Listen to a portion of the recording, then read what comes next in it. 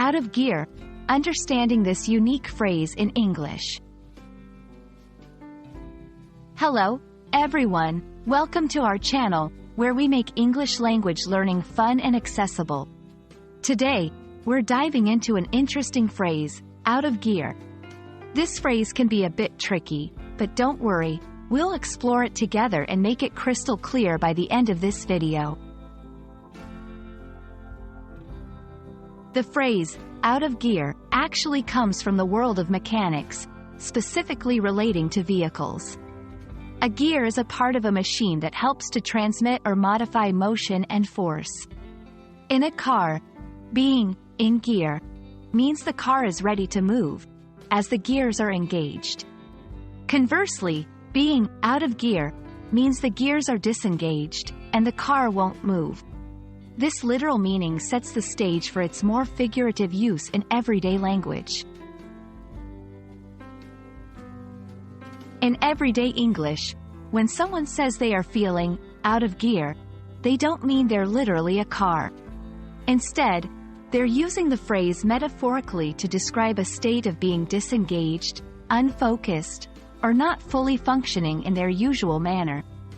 It's like saying, "I'm not in my usual working mode," or "I'm off my game today." This usage is quite common in casual, conversational English. To better understand this, let's look at some examples. 1. After the long flight, I felt completely out of gear and couldn't concentrate on work. 2. She's been out of gear ever since she heard the bad news. It's like she's not herself. 3. This morning, I'm just out of gear. Haven't had my coffee yet. These examples show how the phrase can be applied to different situations, from feeling jet-lagged to emotionally affected, or even just needing a morning coffee to start functioning properly.